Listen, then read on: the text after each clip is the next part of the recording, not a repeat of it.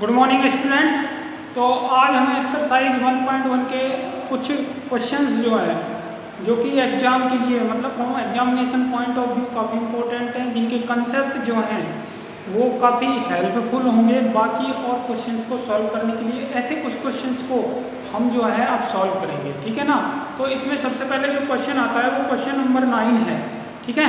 तो मैं आपको बोल देता हूँ वो क्वेश्चन जो है वो है इस सेट के अंदर डिफाइंड है। क्वेश्चन नंबर 9 है, ये सेट ए में डिफाइंड है और सेट ए क्या कहता है, सेट ए कहता है x belongs to z such that x is greater than equals to 0 and less than equals to 12, ठीक है।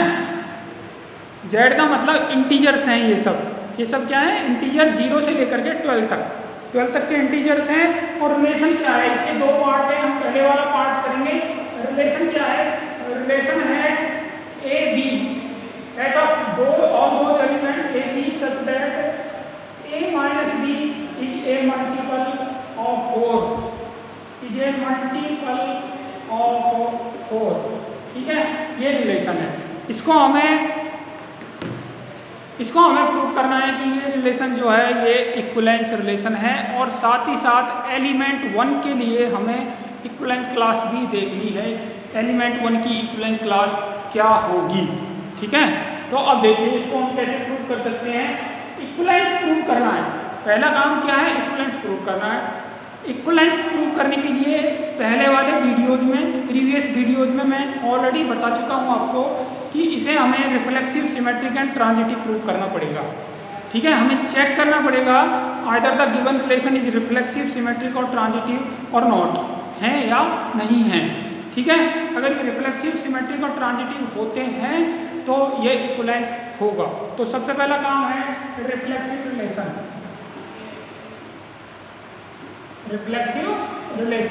और रिफ्लेक्सिव रिलेशन जो है वो केवल एक ही एलिमेंट के लिए चेक किया जाता है।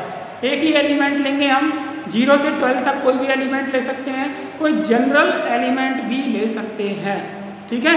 ज़्यादातर जो चैप्टर फर्स्ट के क्वेश्चंस हैं वो जनरल एलिमेंट के लिए प्रूव किए गए हैं, चाहे वो रिलेशन का है चाहे वो फंक्शन का, आने वाले टॉपिक फंक्शन का है, ठीक है। तो हम जब जनरल एलिमेंट लेंगे, लेट ए बिलोंग्स टू ए, इसका एलिमेंट है ये ए जो है 0 से लेकर के 12 तक कुछ भी हो सकता है।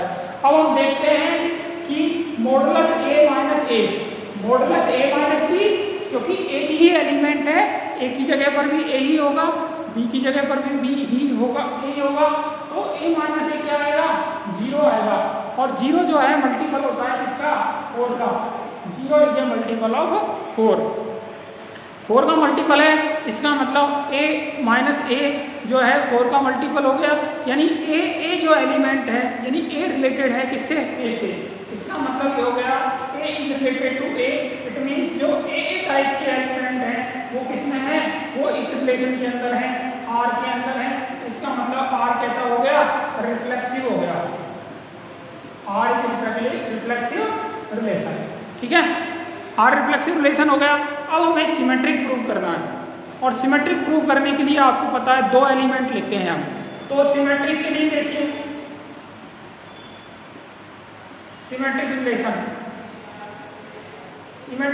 के लिए 2 एलिमेंट लेते हैं, ए और बी हमने ले लिए इस सेट से, सेट ए से, ठीक है, ले लिए सच दैट, इस तरह से लिए कि जो ए बी है ये किसमें है, ए बी किसमें है, R में है।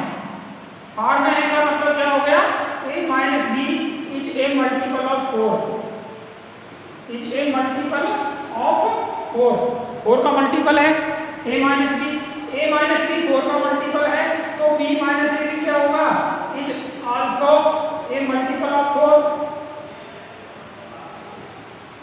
b माइनस ए भी क्या होगा, मल्टीपल ऑफ 4 होगा। b माइनस ए मल्टीपल है किसका, 4 का, इसका मतलब बी ए जो एलिमेंट है वो किसमें है, R में है। इसका मतलब ये हो गया कि बी ए ये बिलोंग करेगा किसको, R को। इसका मतलब R सिमेट्रिक है, R इज सिमेट्रिक रिलेशन, ठीक है। तो सिमेट्रिक हो गया भाई, R is symmetric relation, reflexive हो गया, सिमेट्रिक हो गया। अब हम ट्रांजिटिव प्रूव करते हैं। तो ट्रांजिटिव देने के लिए ट्रांजिटिव रिलेशन प्रूव करने के लिए 3 एलिमेंट लेने पड़ेंगे। ट्रांजिटिव के लिए कितने एलिमेंट के लिए प्रूव करते हैं ट्रांजिटिव रिलेशन? ट्रांजिटिव रिलेशन हम 3 एलिमेंट के लिए प्रूव करते हैं। तो late A, B, C belongs to the set given set A। Set A को बिलोंग करते हैं क्या? A, B और C। तो A, B, C जो सेट A को बिलोंग करते हैं, तो देखो इसमें A, B हम किस में लेंगे? R में। A, B R में लेंगे। R में होने का मतलब क्या है कि A माइनस B मल्टीपल है इसका 4 का, तो modulus A minus B is a multiple of 4। B, C भी किसमें है? R में है। It means B minus C is also A multiple of 4। ठीक है। अब अगर हम A माइनस C फाइंड करें, यानी modulus A minus B plus modulus B minus C, तो किसके इक्वल हो जाएगा? Multiple of 4। तो ये दोनों जुड़ करके मल्टीपल ऑफ 4 आएगा। ठीक है। तो A माइनस C भी क्या आएगा? मल्टीपल ऑफ 4 आएगा। और जब A minus C multiple of 4 है, इसका मतलब क्या हो गया कि AC किसको बिलोंग करता है? R को बिलोंग करता है। AC जब R को बिलोंग करता है तो रिलेशन कैसा हो गया? Transitive, as per the definition of the transitive relation. Definition के लिए आप फर्स्ट वीडियो, ठीक है, 2 जून वाला वीडियो जो है आप देख सकते हैं। AC belongs to R, it means R is transitive relation. ठीक है।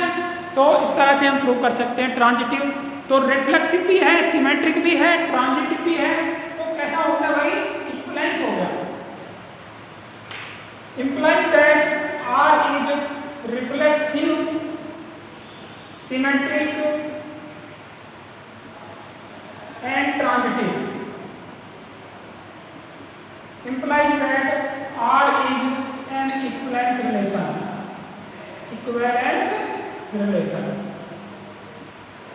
कैसा रिलेशन होगा भाई? इक्विवेलेंस रिलेशन होगा। तो ये पहला पार्ट हो गया।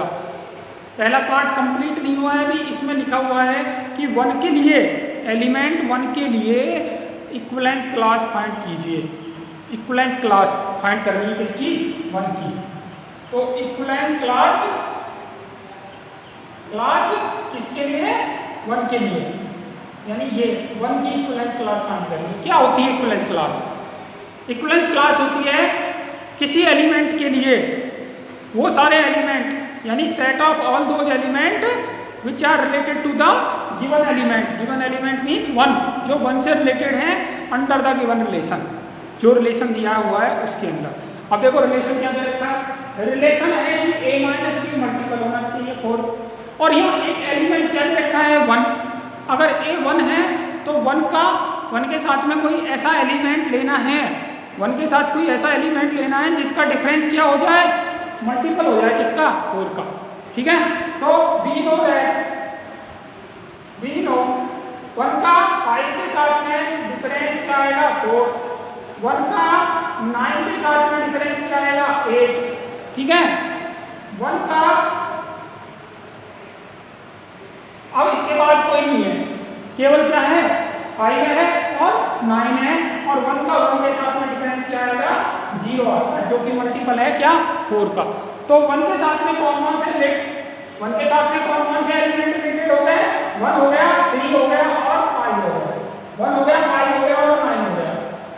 1, 5 एंड 9 ये 3 एलिमेंट हैं जो आपस में क्या है? रिलेटेड है। ठीक है। ये 3 एलिमेंट आपस में रिलेटेड हैं। कौन कौन से हैं? 1, 3, 1, 5 एंड 9, जिनका आपस में डिफरेंस क्या आता है? मल्टीपल ऑफ 4 आता है। तो 1 की क्लास क्या होगी? 1, 5, 9 होगी। ऐसे अगर हम 5 की क्लास फाइंड करना चाहें तो वो भी 1, 5, 9 होगी। 9 की अगर क्लास फाइंड करना चाहें तो वो भी 1, 5, 9 होगी, क्योंकि 9 का 1 के साथ डिफरेंस क्या होगा? 8 होगा। 9 का 5 के साथ डिफरेंस क्या होगा? 4 होगा। 9 का 9 के साथ डिफरेंस क्या होगा? 0 होगा। तो इस तरह से आप इक्विवेलेंस क्लास फाइंड कर सकते हैं किसी पर्टिकुलर एलिमेंट की दिए गए रिलेशन के अंदर। ठीक है। तो ये आपका एक क्वेश्चन था, क्वेश्चन नंबर 9 था। ठीक है। इसके बाद हम एक क्वेश्चन और लेते हैं। ये है क्वेश्चन नंबर 11, ठीक है। इसमें आपको सेट ए दे रखा है, set of all points in a plane. एक प्लेन के अंदर जितने भी पॉइंट होते हैं सभी का सेट, क्योंकि आपको पता है इनफाइनाइट नंबर ऑफ पॉइंट्स होते हैं, ठीक है। तो इनफाइनाइट नंबर ऑफ पॉइंट्स का जो सेट है वो सेट ए है। इसके बाद आपको रिलेशन दे रखा है पी और क्यू, मतलब रिलेशन के अंदर आपको पता ही है कि ऑर्डर पेयर आते हैं दो एलिमेंट के। एलिमेंट यहाँ पे पॉइंट हैं, तो दो पॉइंट के जो है ऑर्डर पेयर है पी और क्यू। पी और क्यू पॉइंट हैं जिनकी डिस्टेंस ओरिजिन से सेम दे रखी है।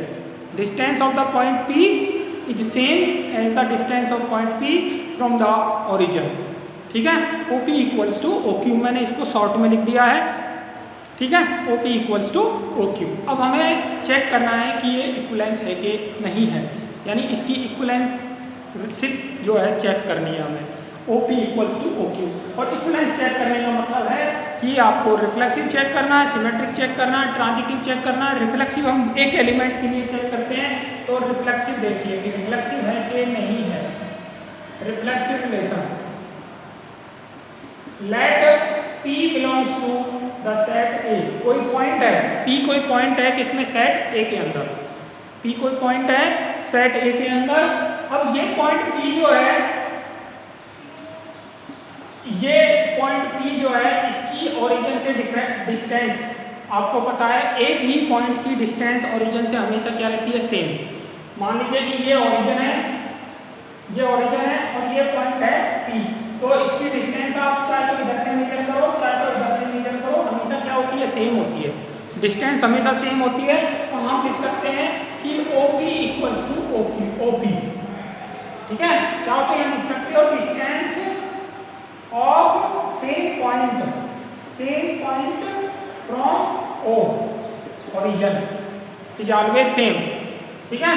तो OP equals to OP equals to OQ, PQ belongs to R, OP equals to OP, PP belongs to R, PP belongs to R और PP belongs to R। P का P के साथ relation है, इसका मतलब हो गया कि ये रिलेशन रिफ्लेक्सिव रिलेशन है। It means relation is reflexive, ठीक है। अब हम चेक करते हैं कि ये सिमेट्रिक है कि नहीं है। सिमेट्रिक दो एलिमेंट के लिए, तो late P and Q belongs to the set A। P and Q belongs to the set A। Set A को बिलोंग करते हैं, तो सेट A को जब बिलोंग करते हैं और इस तरह से बिलोंग करते हैं कि जो ऑर्डर पेयर है PQ ये R में है, यहाँ तक हमें गिवन होता है, ये ट्रू होता है, ये हमें मानने की जरूरत नहीं है, ये ऑलरेडी दिया हुआ है समझो, ठीक है। तो PQ belongs to R, prove करने की हमें जरूरत नहीं है। प्रूव हमें क्या करना है, PQ बिलोंग्स टू R है तो QP भी R में होगा, ये हमें प्रूव करना है। अब हमें प्रूव करना है कि QP भी किस में होना चाहिए, R में होना चाहिए। तो PQ बिलोंग्स टू R का मतलब हो गया OP equals to OQ। PQ belongs to R, OP equals to OQ। अब डिस्टेंस है, दो डिस्टेंस है सेम है, D1 और D2 बराबर हैं, तो D2 और D1 भी बराबर होंगे, तो OQ बराबर लिख सकते हैं OP। OQ is equals to OP। OQ जो OP के इक्वल होगा, इसका मतलब है कि QP जो है ये किसमें होगा, R में होगा। QP किसमें होगा, R में। PQ R में था और हमने प्रूव कर दिया कि QP भी किसमें है, R में है, तो रिलेशन कैसा हो गया, symmetric. Implies that relation is symmetric, relation is symmetric. अब हमारा काम है ट्रांजिटिव रिलेशन प्रूव करने का। अगर हम ट्रांजिटिव भी प्रूव कर देते हैं तो ये कैसा हो जाएगा भाई, इक्विवेलेंस रिलेशन हो जाएगा। तो ट्रांजिटिव प्रूव करने के लिए अब हम मिटा देते हैं, रिफ्लेक्सिव को मिटा देते हैं और सिमेट्रिक को भी मिटा देते हैं। तो ट्रांजिटिव प्रूव करना है, तो ट्रांजिटिव आपको पता है कितने एलिमेंट के लिए प्रूव करते हैं भाई, 3 एलिमेंट्स के लिए। तो 3 एलिमेंट हम लेंगे, P, Q and R belongs to the set A। ये 3 पॉइंट हैं प्लेन के अंदर हैं और 3 पॉइंट हैं किस तरह से हैं कि PQ R में है, PQ किस में है, R में, और QR भी R में ही है। PQR में है और QR भी R में है। PQR में है का मतलब OP और OQ की डिस्टेंस सेम होगी। OP और OQ की डिस्टेंस क्या होगी? सेम। QR P R में है तो OQ से OQ R से डिस्टेंस भी क्या होगी? Same. As per the definition of the given relation, जो कि डेफिनेशन है गिवन रिलेशन की, ठीक है, उसके हिसाब से मैं ये सारे फैक्ट लिख रहा हूँ। OP equal to OQ, OQ equal to OR, तो OP इक्वल्स टू होगा OR, OP equals to OR। अब OP और OR बराबर है, OP बराबर OR, OP बराबर OQ का मतलब PQR में है, OP बराबर OR का मतलब है कि PR भी किसमें है? R में है। PR belongs to R। और ये डेफिनेशन होती है किसकी? ट्रांजिटिव रिलेशन की। It means R is transitive, R is transitive relation. अब आपने प्रूव कर दिया, आपने ये प्रूव कर दिया कि जो गिवन रिलेशन है वो रिफ्लेक्सिव है, सिमेट्रिक है और ट्रांजिटिव है। इसका मतलब रिलेशन कैसा है? इक्विवेलेंस रिलेशन है, ठीक है। तो अब हम क्या लिखेंगे भाई? अब हम लिखेंगे therefore relation is reflexive, symmetric and transitive, implies that relation is equivalence, relation is equivalence होने के लिए ये तीनों रिलेशन जो है क्या होने चाहिए? प्रूव होने चाहिए, रिफ्लेक्सिव, सिमेट्रिक एंड ट्रांजिटिव, ठीक है।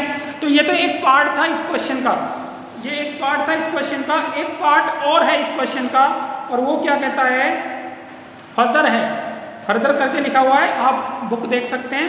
Further show that the set of all point related to a point P which is not origin, कोई पॉइंट P जो कि ओरिजिन नहीं है, उससे रिलेटेड सारे पॉइंट जो है इज द सर्कल होंगे passing through the point P with origin O as centre. Origin को क्या माना जाएगा? सेंटर। और पॉइंट P जो है वो किसके ऊपर होंगे? सरकमफ्रेंस के होंगे ऊपर। अगर हम इस डेफिनेशन को फॉलो करें तो, रिलेशन की डेफिनेशन को फॉलो करें तब की बात है। तो ये फर्दर वाला पार्ट है, ये इस क्वेश्चन का जो है फर्दर वाला पार्ट है। फर्दर का मतलब ये इसका नेक्स्ट पार्ट है, सेकंड पार्ट मान सकते हो। आप चाहो तो फर्दर लिख करके भी इसको आगे बढ़ा सकते हो, ठीक है। तो फर्दर हमें करना है। अब देखिए डेफिनेशन सर्कल की क्या कहती है? सर्कल की डेफिनेशन ये कहती है set of all those point which remain at equal distance from the fixed point, ठीक है। एक फिक्स पॉइंट से इक्वल डिस्टेंस वाले सारे पॉइंट का जो सेट है वो सर्कल होता है, ठीक है। और ये क्वेश्चन क्या कह रहा है? क्वेश्चन भी कह रहा है कि all those point P which is not equal to origin, which is not equal to origin is the set. क्यों? क्योंकि ओरिजिन से जितने भी दूरी पर सारे पॉइंट होंगे, ये P1, P2, P3, ये सारे point P1, P2, P3, P4, P5 और भी आगे वाले सारे पॉइंट जो हैं जो कि इक्वल डिस्टेंस पर हैं, कहाँ से? ओरिजिन से, जो कि ओरिजिन से क्या है? इक्वल डिस्टेंस पर है। ये सब मिलकर के क्या बनाएंगे? सर्कल बनाएंगे, क्योंकि सर्कल की डेफिनेशन भी यही कहती है, ठीक है। As per the definition of circle, answer कैसे लिखेंगे? As per the definition of circle set of all points which remains at equal distance from fixed point form a circle. So all points P which is not equal to the origin O is the